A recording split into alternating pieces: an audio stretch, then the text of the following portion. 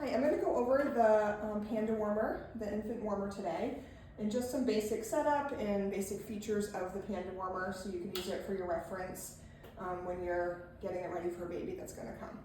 So this is the power button, as you see here. So you just turn it on. It takes a few seconds to heat up. The heat comes directly from here onto the baby, and it starts at 100% heat to really warm it up quickly, as you can see here on the heater output. And then it brings it down to about 50% once it's warmed up. It will alarm at you. See how it's blinking? You do have to hit that so it stays steady. It will alarm at you after a period of time because it thinks that a baby is under here, so pay attention to the heat. If it does that, you just kind of wave your hand in front of this light that would be red. This is how you adjust it. I'm going to turn it to 25% so it doesn't alarm at us. So a couple of the features, this does have oxygen and air, so it is a blender. So we use a T-piece resuscitator for the baby if we're giving ventilation. So we give positive pressure ventilation with this T-piece resuscitator, so that's what we would use this for. For a baby over 32 weeks, we're using a pressure to start, the peak inspiratory pressure of 25 to 30 millimeters. Before it was at 20 to 25 before the new addition changes. So we would start at 25. So when you're testing that, kind of the best way to test it would be on a hard surface here, and you would create a seal by holding your finger over here. And when you do that, you can see this number is going to jump to it's about 25 right there. So when you're giving a breath, that's what you're giving, is the pressure of 25. So if this was on the baby's face, it would be a breathe, 2, 3, breathe, 2, 3. The PEEP is the positive end expiratory pressure, so you would give CPAP on a baby using PEEP. And you adjust it here, there's a plus and minus sign, so you would just adjust it based on here. And again, you'd have pressure on the baby's face. And it might be hard for you to see, but that's just about at 5, this line here. And if it wasn't quite there, you would just adjust it.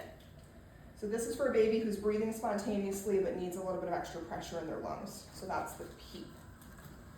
So that's for your ventilation.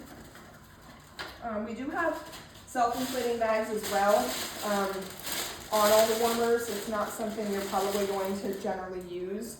We would be using the T-piece, but this is available. Like in a postpartum room, if we didn't have an oxygen source, we could at least give some breaths. There's suction on the warmer. So there's one source of suction that's attached to the warmer on this side, and then the other suction is on the wall over here. So we generally have a 8 or 10 French suction catheter, and then a meconium aspirator on the other side. In order to check the suction, you are just kinking the tubing, and you're just ensuring you're around 80 to 100 for your suction. And this is how you would adjust it to get it in the right spot. And then you would do the same thing with testing it on the other side. Generally for a term newborn, you're starting at 21% FiO2, but this is where you would increase your FiO2 over here. For your PIP, it has this valve here, so you can't go over 40. It's purposely that way. You wouldn't want to give that much pressure, so that's how you would adjust that. Your light is here. You have another light that's more focused directly, so you can use that as well. It has a temperature probe, so this is very important. You wouldn't want a baby under here at 100% heat for very long. You're gonna really kind of cook your baby. So this is a temperature sensor. So they would be right on the warmer, but this plugs right into here on the side.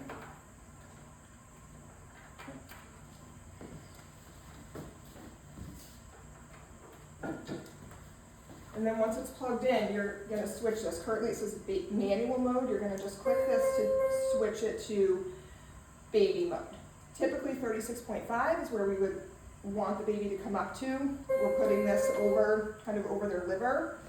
And the heat coming from here is going to reflect off of this and then determine kind of what temperature we need the baby to be at. So if the baby was really low, it's going to put out 100% heat, and as the baby warms up, it's going to put out less and less heat. You would, of course, want to be sure you're doing an axillary temperature before you determine if you're going to remove the baby from the warmer. But this is very important to have this on the baby. If you have them on here for, I mean, more than several minutes, I would have a temperature probe on there, on their belly. And just switch back to manual. For the pulse oximeter, it's really important that the pulse oximeter would go around the baby's hand here, not around the wrist. And then we would put a posy strap that would just go around it to hold it a little bit more secure.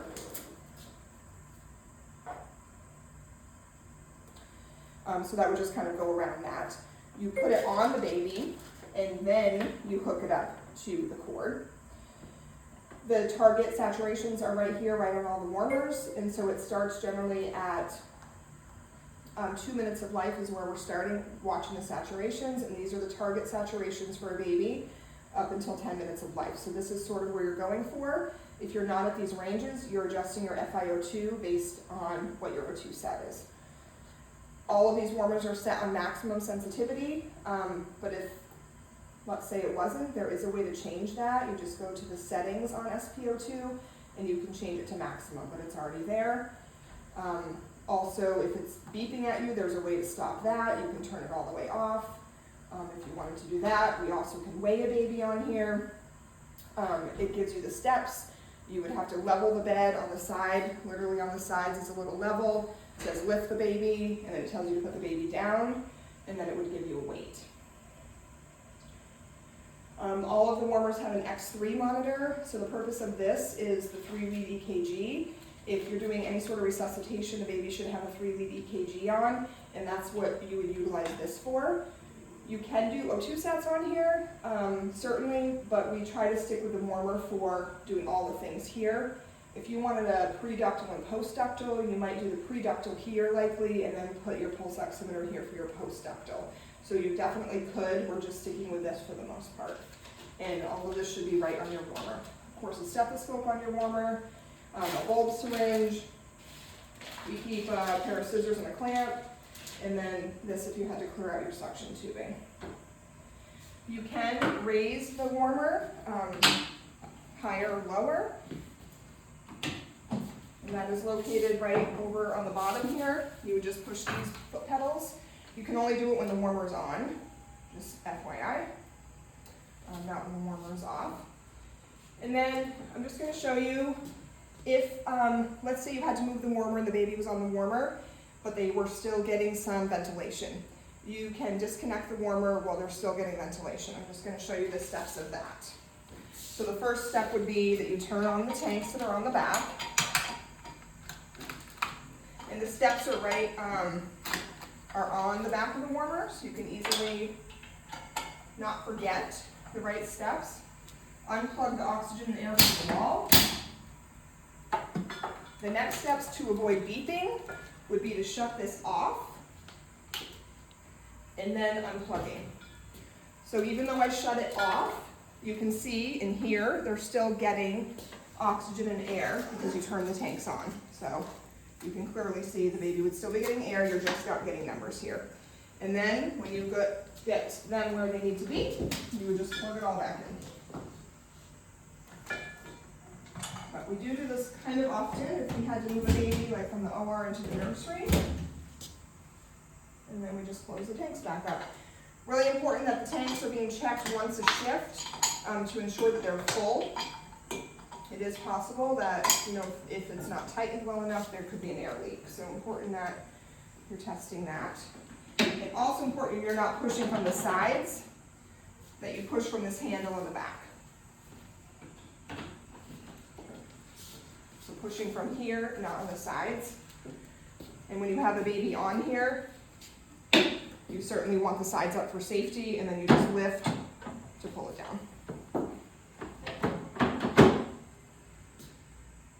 I think those are the basics of the warmer. So that's it. Thank you.